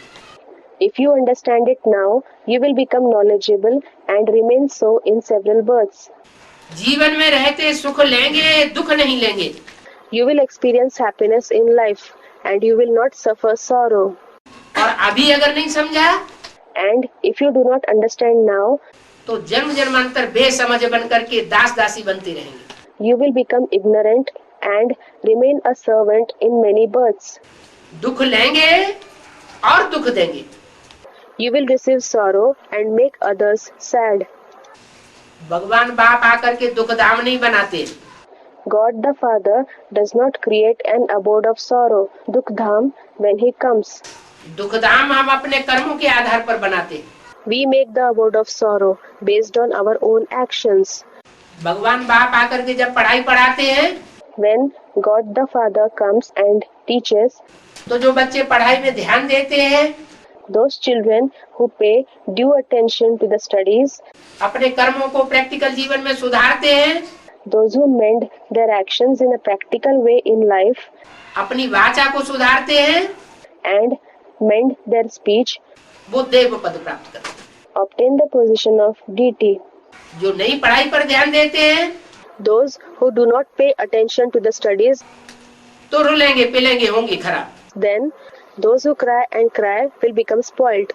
पढ़ेंगे लिखेंगे तो बनेंगे नवाब। As the proverb goes, पढ़ेंगे लिखेंगे तो बनेंगे नवाब. They become a nawab if they read and write. नवाब माने राजा। Nawab means king. जन्म जन्मांतर की राजाई प्राप्त कराने का समय है। It is the time to enable others to attain kingship for many births. करने का समय है। It is the time to attain kingship for many births. अभी गफलत नहीं करना चाहिए। Now you should not make mistakes. ये पढ़ाई फिर किसी जन्म में नहीं मिलेगी। This teaching will not be available again in any other birth. एक ही अंतिम जन्म है, This is the only last birth, जिसको शास्त्रों में भी कहा गया है कि मनुष्य जन्म बहुत दुर्लभ है। for which it has been said in the scriptures as well, birth as a human being is very rare, durlabh. 84 lakh योनियों में भ्रमण करने के बाद एक मनुष्य जन्म मिलता है। After passing through that is, taking birth in 84 lakh species, yoni, we take one birth as a human being. अब वो शास्त्रकार तो जानते नहीं है Well, the writers of the scriptures do not know कि 84 लाख योनियां तो होती है, 84 lakh species do exist, लेकिन मनुष्य आत्मा 84 लाख योनियों में नहीं जाती है। but a human soul does not pass through the 84 lakh species. मनुष्य आत्मा सिर्फ 84 का चक्कर लगाती है, The human soul just circulates in a cycle of 84 births. 84 जन्मों में आदि में श्रेष्ठ योनियां होती है, In the 84 births, the best species are there in the beginning. और 84 जन्मों के अंत में भ्रष्ट और निष्कष्ट योनियां इस सृष्टि पर बढ़ जाती है। And at the end of the cycle of 84 births, the number of corrupted and degraded species increases in this world.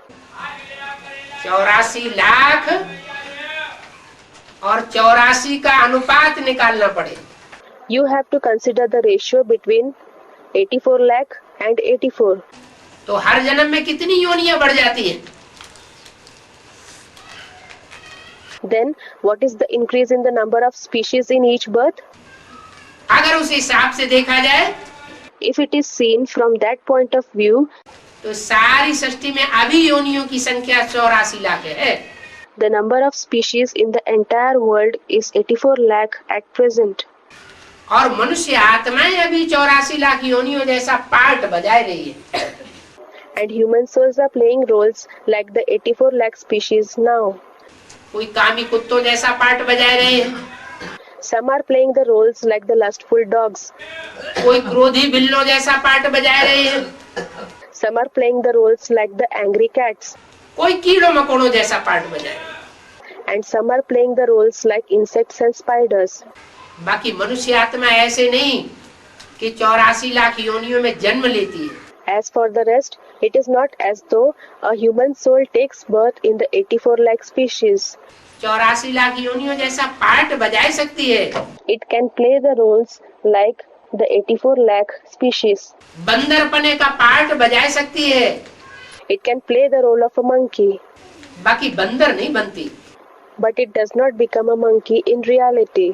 ऐसे नहीं कि राम ने बंदरों की सेना ली, It is not so that Ram took the help of an army of monkeys. नहीं, No, बंदर जैसे जो विकारी बुद्धि थे, महाविकारी, उनका संगठन इकट्ठा किया। he assembled the gathering of those with a vicious intellect, a greatly vicious intellect like the monkeys. ऐसे नहीं कि रावण को मनुष्य मिल गए It is not so that Ravan found human beings to help him, और राम को मनुष्य होते हुए भी मनुष्य नहीं मिले। and Ram, despite being a man himself, did not find human beings for his help. जंगल में से बंदरों को इकट्ठा कर लिया। So he gathered monkeys from the jungle.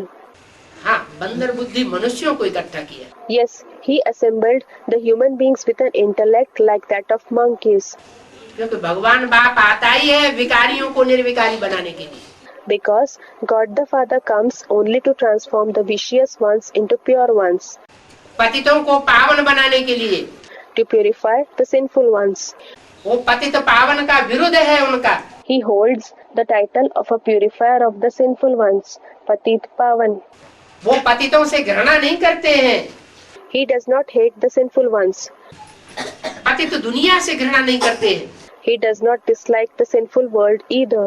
पतित दुनिया में आकर पतितों में प्रवेश करके He comes into the degraded world, enters into a degraded body, पतितों को पावन बनाते हैं। and makes the sinful ones pure. वो सन्यासी लोग तो अपवित्र गृहस्थ गृहस्थ कीचड़ को निष्कष्ट समझ करके भाग जाते हैं। Those sannyasis abandon the impure household life, the mud of household, thinking it is lowly. वो तो कायरता का पार्ट बजाते हैं। They play a cowardly part indeed. कीचड़ में रह करके कैसे कमल फूल समान जीवन जिया जा सकता है, वो इस राज को नहीं जान सकते।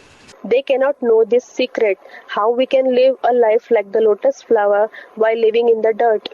भगवान बाप आकर के गृहस्थियों को ये ज्ञान देते हैं God the Father comes and gives this knowledge to the householders, Grihasthi, कि गृहस्थ जन्म, गृहस्थ धर्म ये सबसे श्रेष्ठ धर्म है. that a household life, the religion of the household, is the best religious tradition. गृहस्थी में रह करके ऊंचे से ऊंचा पद प्राप्त किया जा सकता है. While remaining in the household, we can attain the highest position. गृहस्थी गिरिहस्थी नहीं है. A Grihasthi, householder, is not a degraded personality, Girihasthi. गृहस्थी अगर श्रीमत पर चले तो ऊंचे से ऊंची लक्ष्मी नारायण की हस्ती बन सकते हैं. If the householders follow Srimat, they can become the highest on high personalities, Lakshmi and Narayan.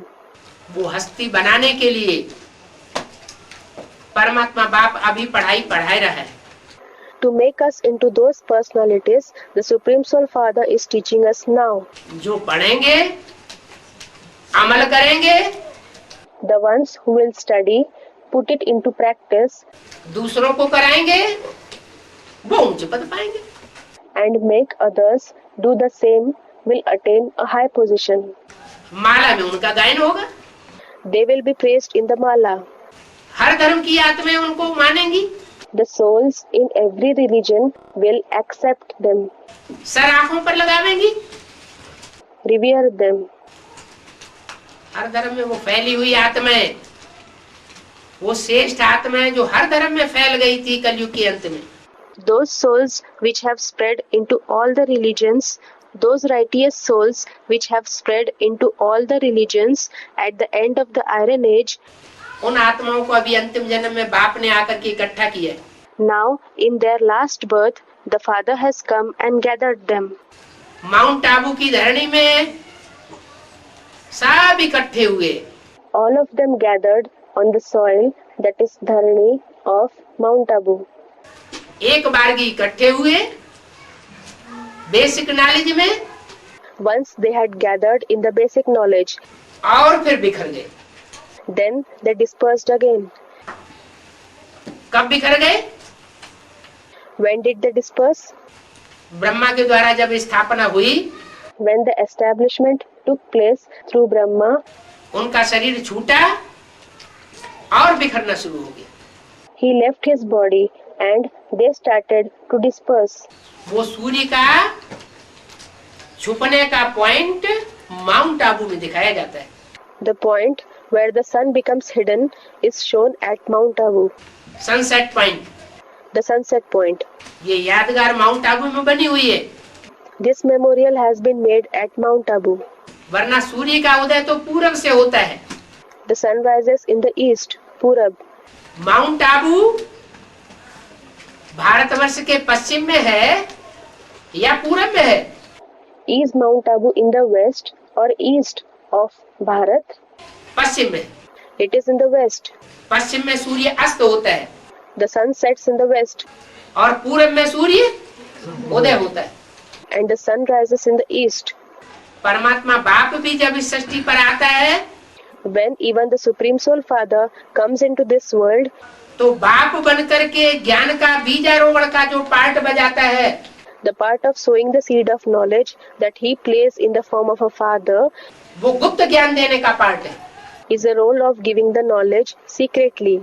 जैसे कोई बाप गुप्त में बीज का आरोपण करता है माता में, Just as a father plants a seed in the mother in secrecy, ऐसे ही वो सुप्रीम सोल आकर के in a similar way, the Supreme Soul comes कलकत्ते में ज्ञान का बीज डालता है. and sows the seed of knowledge at Calcutta. Calcutta है बाप की जन्मभूमि. Calcutta is the birthplace of the father. उस जन्मभूमि से बाप प्रत्यक्ष भी होता है. The father is also revealed from his birthplace. Delhi को बोला है स्थापनाकारी, Delhi has been called the city which brings about establishment. Bombay को बोला है विनाशकारी, Bombay has been called the city which brings about destruction. और कलकत्ता बाप की प्रत्यक्षता में आवाज फैलाने का सहयोगी बनेगा। And Calcutta will become a helper in spreading the voice in revelation of the Father. तो वहां से बाप की प्रत्यक्षता की आवाज निकलती है। So it is from there the voices of revelation of the Father arise. प्रत्यक्षता अर्थात जन्म। Revelation means birth. वो तो निराकार बाप है। The Father is indeed incorporeal. बच्चों की तरह जन्म तो होता नहीं है। He does not take physical birth like the children. उसका तो प्रत्यक्षता रूपी जन्म गाया हुआ है। His birth has been sung as a birth in the form of revelation.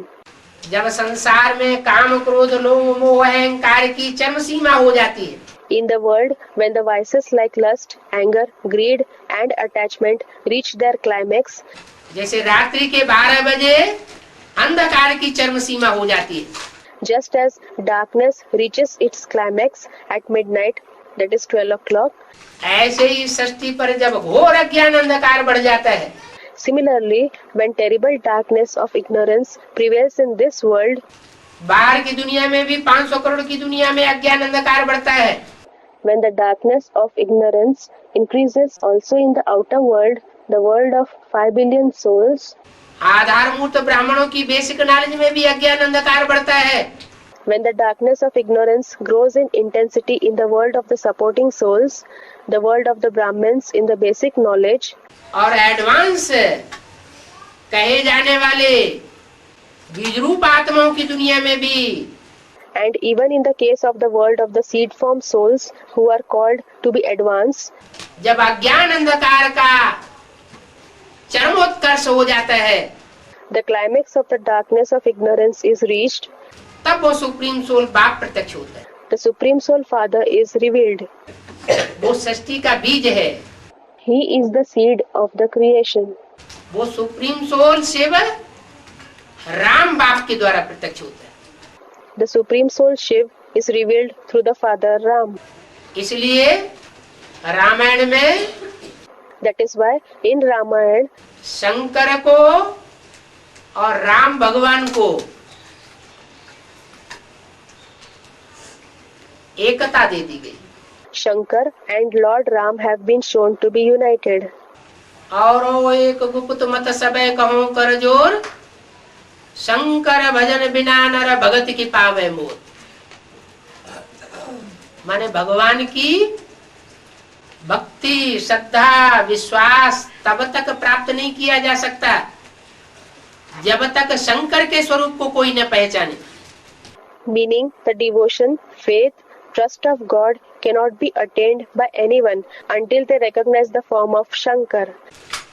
Shankar की आत्मा अलग और राम माने निराकार राम शिव की सोल अलग। The soul of Shankar is distinct and Ram, meaning the incorporeal Ram, the soul of Shiv, is distinct. शिवद्रोही मम दास कहावा, सो नर सपने मोह न पावा। माने राम वाले व्यक्तित्व को जो इस सृष्टिकार हीरो मंचधारी है, हीरो पाठधारी है, It means the personality Ram, who is the hero actor on this world stage, उसको कोई तब तक नहीं प्राप्त कर सकता जब तक वो शिव को प्राप्त न करे, शिव को न माने। cannot be attained by anyone until he attains Shiv or believes in Shiv. कोई कहे कि नहीं, If someone says no, Shiv कोई चीज नहीं है, Shiv is nothing, जैसे जैनी लोग कहते हैं, just like the Jains say that 24 तीर्थंकर वही साकार भगवान के रूप है। the 24 Tirthankars themselves are the corporeal forms of God. निराकार अलग से कोई चीज नहीं होती। The incorporeal one is not something separate. तो अगर ऐसा कोई कहता है If someone says so, कि वो निरंजन निराकार शिव वो कोई चीज नहीं है, that the spotless Niranjan, incorporeal Shiv is nothing, साकार में ही भगवान होता है, God exists only in the corporeal form, तो वो यथार्थ को नहीं पहचानता। then he does not know the truth. निराकार भी है और साकार भी। He is both incorporeal as well as corporeal. इनकी पहचान जो बराबर रूप से कर लेता है The one who recognizes them properly, कि निराकार शक्ति क्या है what the incorporeal power is, और सृष्टि रूपी रंगमंच की साकार शक्ति क्या है, and what the corporeal power on this stage-like world is, वो ही सारा ज्ञान हासिल कर सकता है। only he can acquire the entire knowledge. अभी करने का टाइम है, Now is the time for doing that. उसके बाद फिर कभी इनकी गहराइयों में नहीं जाया जा सकता। We cannot go into the depth of these issues at any other time. जन्म जन्मांतर हम भटकते रहे, We have been wandering for several births. रास्ता नहीं मिलता क्योंकि मनुष्य गुरु रास्ता दिखाने वाले होते हैं। We didn't find the right path because the human gurus were the ones to show the way. वो सुप्रीम सोल रास्ता दिखाने वाला नहीं होता, That supreme soul was not there to show the way. इसलिए दुनिया नीचे गिरती गई। That is why the world went on falling down. दुनिया का उत्थान नहीं हुआ 2500 वर्ष की हिस्ट्री में। The world did not rise up, elevate over a period of 2500 years of its history. पतन हुआ है। The downfall has taken place. अब ये उत्थान का टाइम आया। Now the time has come for it to rise. अभी सतयुग आने वाला है, कलयुग जाने वाला है। Now the golden age is about to come. The iron age is about to go. Om Om Shanti.